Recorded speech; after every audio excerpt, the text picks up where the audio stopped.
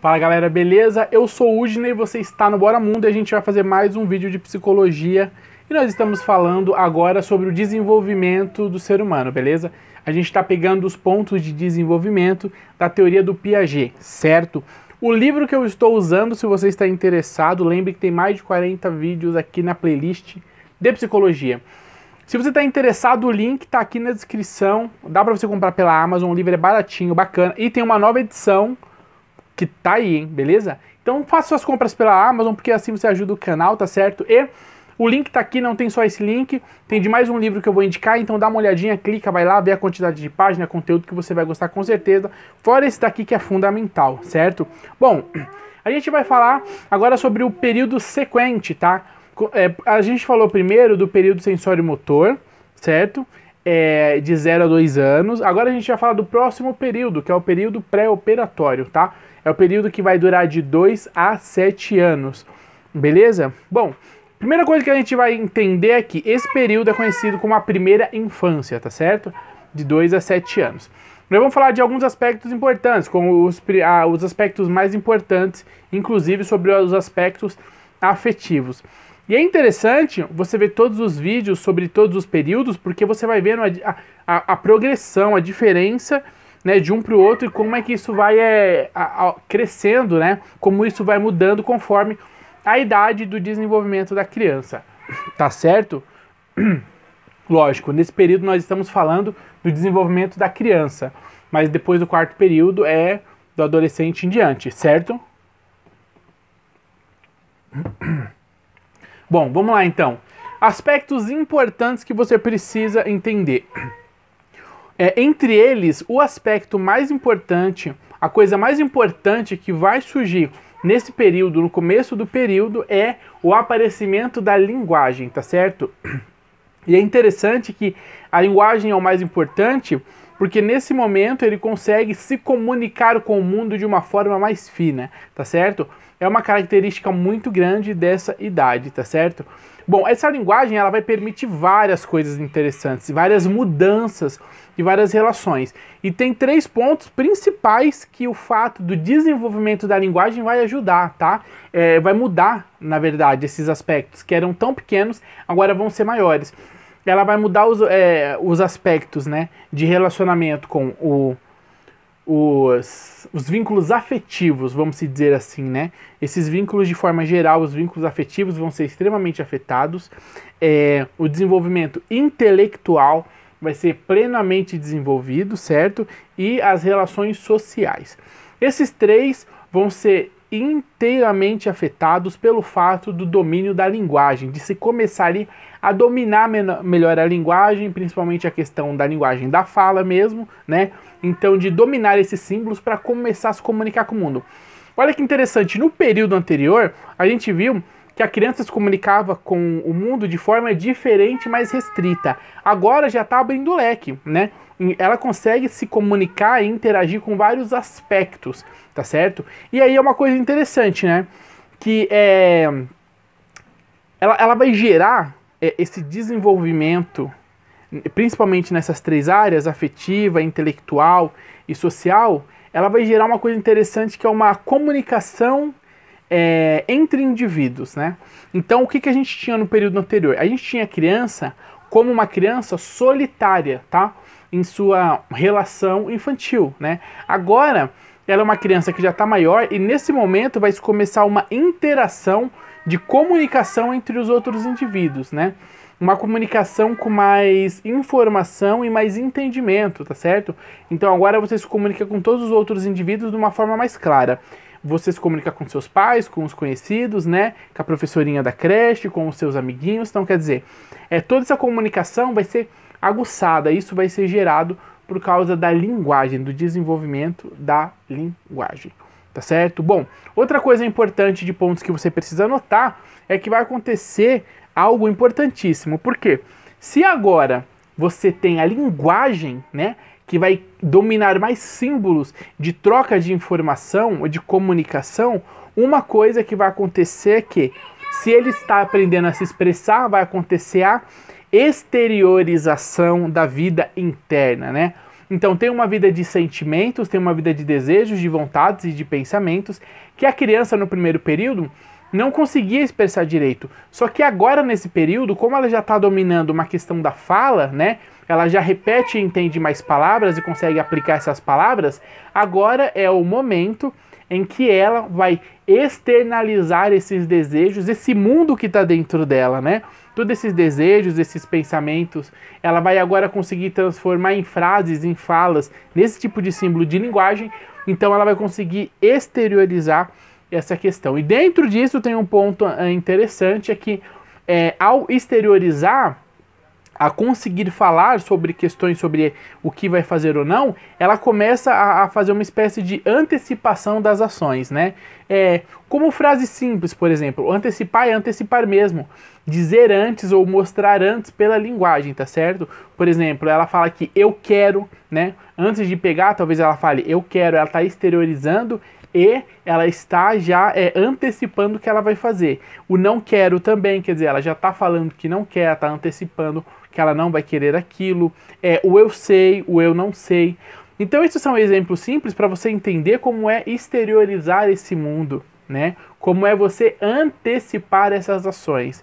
É você conseguir falar que vai pegar, que você quer, e todas essas ações que vão ser ditas antes de serem feitas.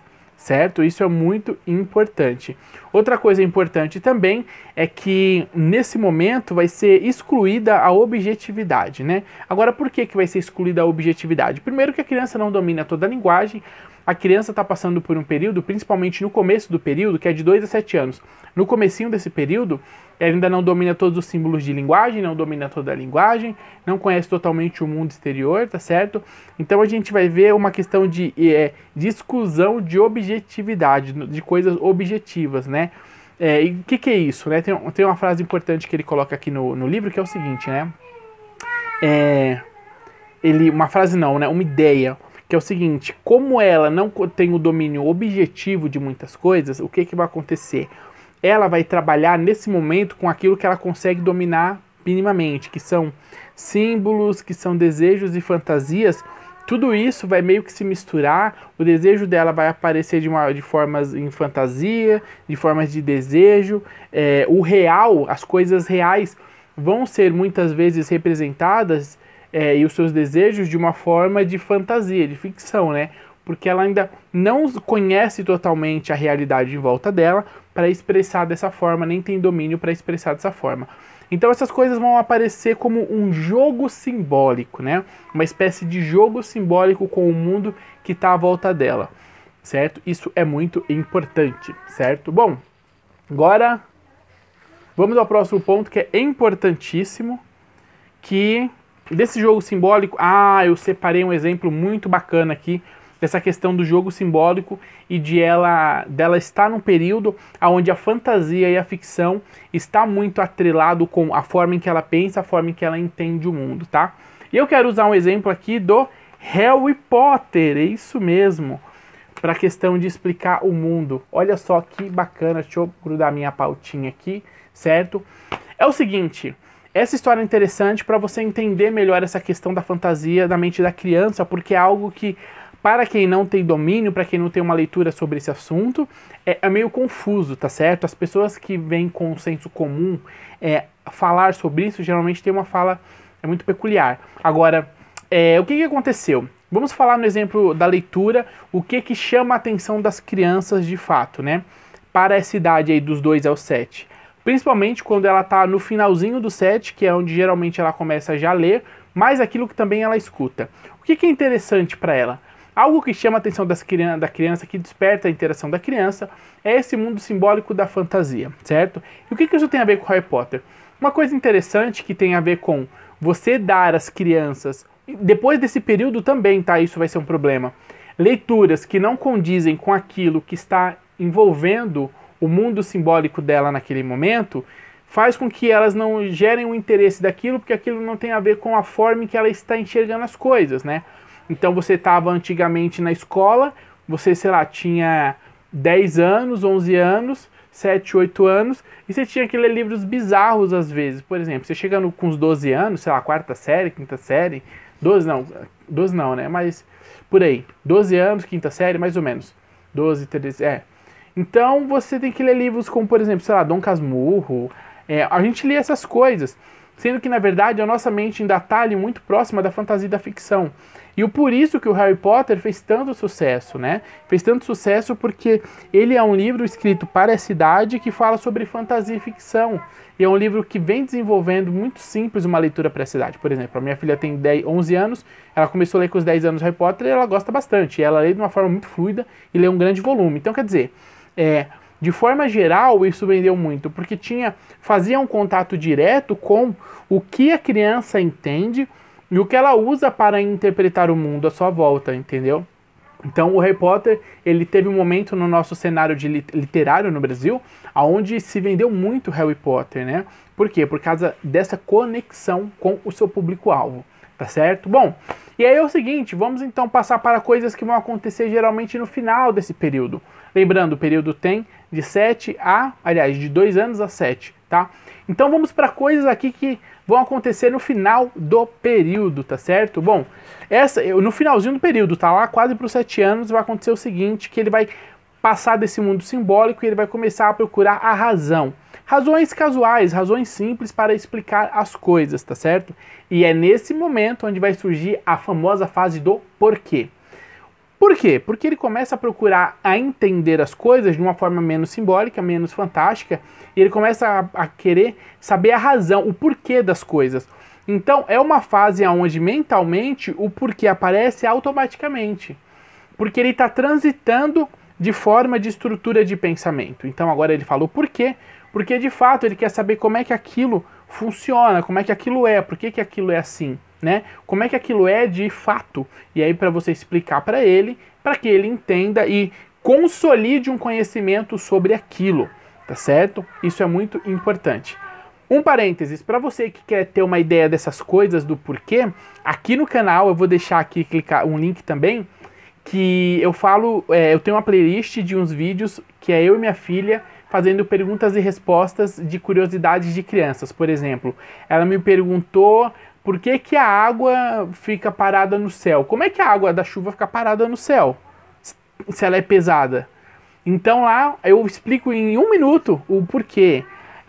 Por que quando o carro breca, o nosso corpo vai para frente? Lá eu explico também, ela pergunta ou eu falo e explico para ela. Então são uma série de curiosidades interessantes que inclusive nesse momento vão aparecer, né? Então curtam lá, inclusive o vídeo mais visto dessa playlist aí, né, que são novos os vídeos, é o vídeo por que o nome do Brasil é Brasil. Aí eu explico por que o nome é Brasil, o significado de onde veio. É muito legal, em 1 minutinho. Você vai gostar do vídeo, vai lá.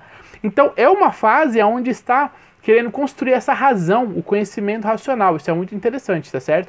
Isso vai acontecer ali no finalzinho desse período, tá certo? Bom, outro ponto interessante é que ele tinha uma questão muito ele era muito egocêntrico, né, a criança, nesse período, porque ela, na verdade, ela tá ainda observando o mundo de relações entre ela e o mundo. Ela não tá observando de relações entre o outro, ela e o mundo. Então por isso que ela brinca sozinha, por isso que ela gosta das coisas de uma forma mais individualista, tá certo? Não é porque a criança é do mal ou não tem respeito pelos outros. Então vai acontecer isso no começo do período. Agora no final do período acontece uma coisa diferenciada, né? Que é o seguinte, esse pensamento dela, olha só, ela tá começando a se preocupar com o que agora? Com as coisas exteriores, certo? Então o pensamento dela vai começar a se adaptar, tá certo? Ao outro e ao real. Então agora ela procura a razão das coisas. E agora ela também começa a pensar no outro. Coisa que no começo do período não vai acontecer. Ela não consegue ver as coisas no olhar do outro. Por exemplo, e esse pensamento que é adaptado ao real e o outro vai começar a aguçar por causa da questão da linguagem começar a ficar mais fina, certo? Isso é muito importante, certo? Bom, e aí, o que a gente está vendo? Sai do começo do período de uma forma, entra no final do período de outra forma. Isso é muito interessante. Essa questão de ela, que nem antes, ela nem olhava para outra criança, né? Ela não tinha um pensamento de que, se eu pegar o brinquedo dele, ele vai chorar. Ela não tem esse tipo de pensamento, esse tipo de raciocínio. Agora, ela já começa a entender isso e começa a entender de uma forma mais racional, certo? Porque ela vai procurar a razão. E aí nós vamos entender outros pontos interessantes. Aqui nós vamos às novas capacidades, que inclusive a gente tem que tomar cuidado porque às vezes são superestimadas, né? A gente tende a achar que a criança é muito mais capaz do que ela é, né? Ou às vezes ela também como é que eu posso dizer? Cadê? Ah, nossa, me fugiu a palavra. É que eu tô pensando na superestimada, né? Mas às vezes não é dado o certo valor à capacidade da criança, porque acha que o que ela está fazendo, tá certo? É de um nível, como é que eu posso dizer para não ser tão seco, né? É de um nível máximo, né? Então você deixa de ensinar, por exemplo, alguma atividade para criança porque você acha que o que ela já faz é o máximo, é o topo do que ela pode fazer, né? Então tem esses dois problemas. A gente vai falar um pouquinho das coisas agora que se desenvolvem nesse período e dessas capacidades, e que, lembre sempre, elas podem ser capacidades que geralmente podem ser superestimadas, tá? Vamos à primeira aqui, é o repertório verbal. A gente tem que entender que nesse período ainda o repertório verbal dela é dominado por imitações, tá certo? Isso é uma coisa que é superestimada, né? Muitas vezes a gente acha que a criança conhece o conceito daquilo que ela está falando, dizendo ou expondo, só que na verdade você está superestimando a criança. A criança, ela está falando porque é uma repetição que ela está fazendo, ela está imitando, tá certo? Ela não tem o domínio do conceito ainda para aplicar aquela palavra ou aquela ideia, tá? Então muita calma nessa hora, tá? Criança nesse período tem esse aspecto do repertório verbal dela ser muito imitado ainda, certo? Outra coisa interessante é que ela não entende as ordens dos eventos quando é mais de 2 eventos, por exemplo, né? Então você tem aí, por exemplo, você pede 2 coisas para ela. Pode ser que ela faça uma e não faça outra. Por quê? Porque a ordem dos eventos e a quantidade dos eventos, ela é totalmente esquecível. Ela não guarda essa quantidade de eventos, e ela não guarda essa quantidade de ordem dos eventos, porque ainda ela não tem a mente centrada e preparada para essas questões, tá? Outra coisa importante é os conceitos de números, tá certo? Exatamente por ela não entender a ordem dos eventos, é porque ela ainda não entende o conceito dos números, de contar o que é 1, o que é 2. Então por isso que existe um momento da criança aprender matemática, porque tem momentos, esse período da vida, onde ela ainda conhece muito pouco e o conceito dela não está fixado, então ela não sabe lidar com a ideia de número, de quantidades, tá certo?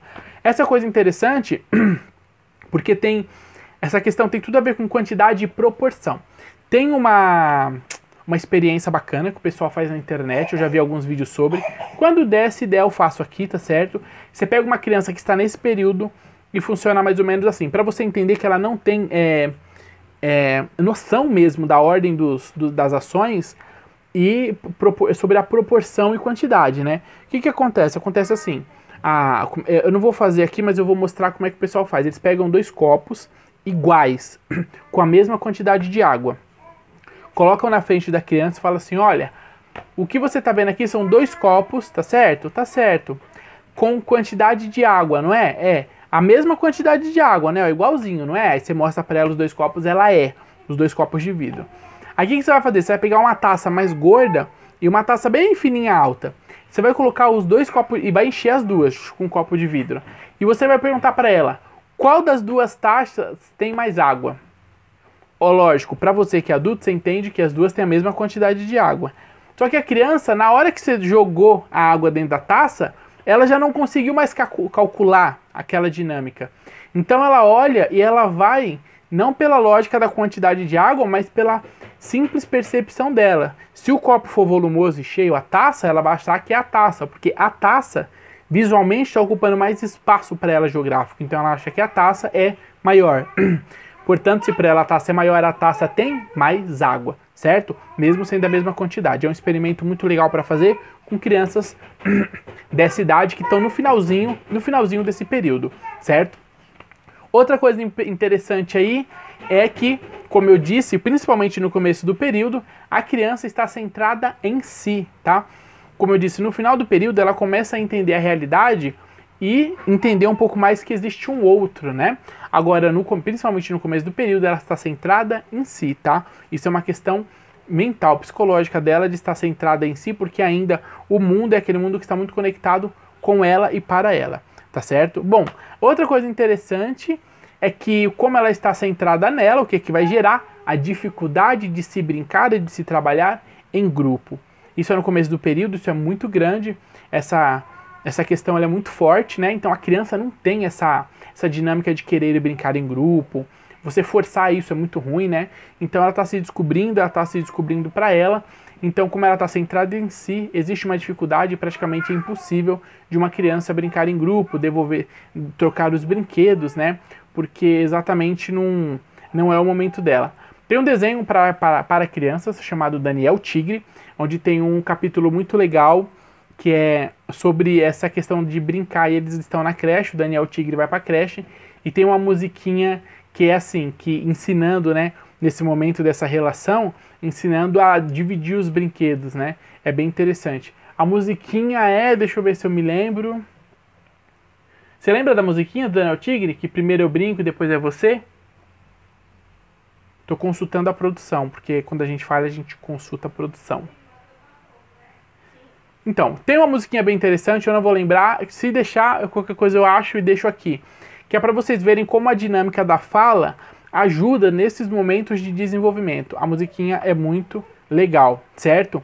Bom, vamos lá. Outro ponto interessante aqui no final, como eu já disse, no final do período ele vai começar a adquirir o ponto de vista do outro, coisa que ele não tem.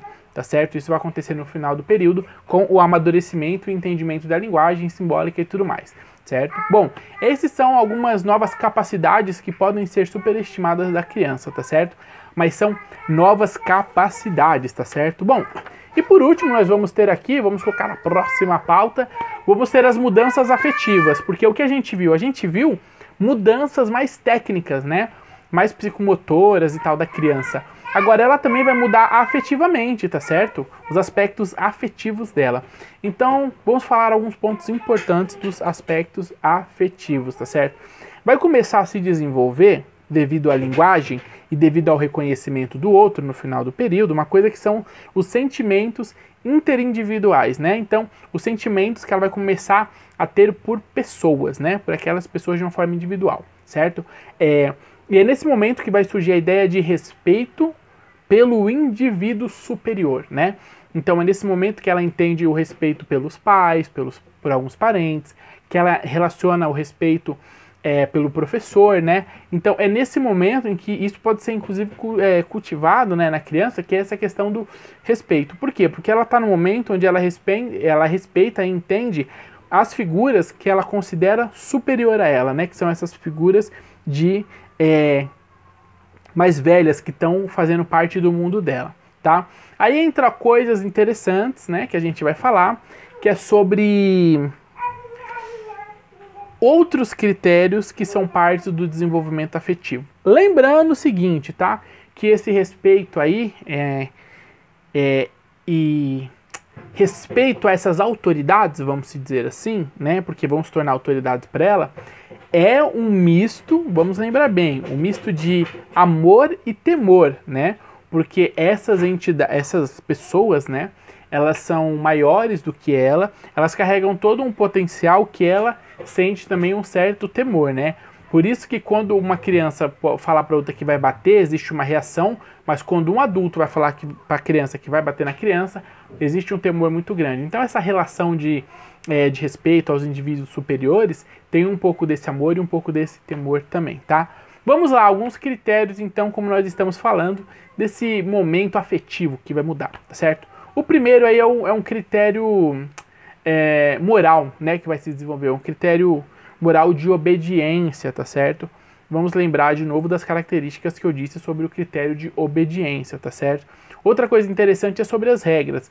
Nesse momento ela começa a entender as regras. O que a gente tem que entender? Ela começa a entender as regras, só que ela ainda não é capaz de bolar regras, mas ela é capaz de reproduzir as regras e seguir as regras de uma forma quase que completa, já que ela não consegue articular o pensamento de como mudar ou adaptar as regras. Então, O indivíduo que é superior a ela, ele dá as regras, ele ensina como se respeitar, como faz isso, como come, e como isso é uma regra e ela respeita ele como indivíduo superior, ela executa sem questionar geralmente as regras. Então por isso que quando você ensina as crianças, elas aprendem nesse período praticamente sem questionar. Por quê? Porque você é um indivíduo superior, porque ela está no momento de começar a aceitar e entender esse processo de regras, tá certo? Bom, outra coisa interessante aí, né, que é a escala de valores e avaliação das ações, tá?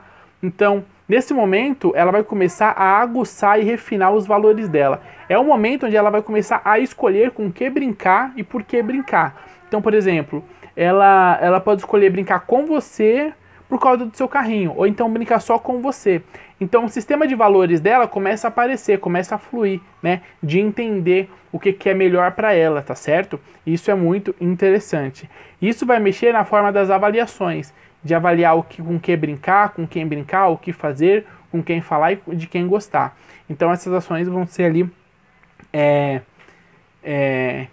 regradas, né, por essa criança. Outro aspecto interessante é, essa palavra é tensa, hein? É a maturação neurofisiológica, tá certo? Que é o quê? É a maturidade mental e de movimento, né, motor que ela tem, que vai se aguçar extremamente. E uma das coisas interessantes é a coordenação motora fina. O que é isso? Ela vai começar a ter controle de pequenos movimentos e movimentos mais técnicos. Por exemplo, conseguir pegar um lápis, né, dominar a pega do lápis e começar a desenvolver uma escrita. Por quê? Porque nesse momento o desenvolvimento motor dela, né, ou como a gente pode colocar aqui, neurofísico-lógico, né, a maturação neurofísica lógica começa a amadurecer, começa a aparecer, e ela vai ser muito importante nessa fase, fazendo exatamente o que eu falei, a coordenação motora fina, vai ser aguçada. Então ela pega coisas com as pontinhas da mão, consegue apontar para coisas que ela viu de uma forma direta. Então toda essa coordenação motora fina vai se desenvolver nesse momento também, certo? Bom, eu acho que é isso, acho que acabamos. Foi um vídeo bacana porque foi pontuado ponto a ponto, tá? Espero que você tenha gostado. É muito bacana, esse período é um dos períodos que eu acho mais interessante da criança, né? Entre o primeiro período e o terceiro e o quarto. Acho que o segundo é o mais interessante aí. Eu acho que é o que tem mudanças mais visíveis, né? Para quem acompanhou o primeiro período, vai ver ele e depois vai ver a criança maior. É um período com bastante mudanças, certo? Bom, espero que você tenha gostado. Não se esqueça de deixar o seu curtir no canal. E compartilhe o vídeo, compartilha para o pessoal conhecer o canal, que a gente está com muito vídeo bacana aqui para você que quer estudar, que é curioso, os vídeos vão te ajudar com certeza. Não esqueça, o link da Amazon, o material está aqui no link da Amazon para você comprar baratinho. Faça suas compras pelo link da Amazon para ajudar o canal, certo? Galera, muito obrigado. Se você gostou, deixa nos comentários que você gostou e até o próximo vídeo. E o seguinte, tá? Para fazer aquele... para você voltar para o próximo vídeo, né? Mas, Udinei, o que vai ter no próximo vídeo? Olha aqui o que vai ter. Já falamos do período sensório-motor, de 0 a 2 anos. Falamos agora do período pré-operatório, certo? De 2 a 7 anos. E o próximo período é o período das operações concretas, que é mais ou menos dos 7 anos até mais ou menos os 12 anos, tá certo? Aquela criança que já é um pouquinho maior. O próximo vídeo é sobre isso, tá certo? Então, fique atento, clique no sininho para quando eu lançar o vídeo aparecer na sua timeline os vídeos, tá certo? Galera, muito obrigado, até mais, valeu, espero que você curta e compartilhe e até o próximo vídeo, um abraço.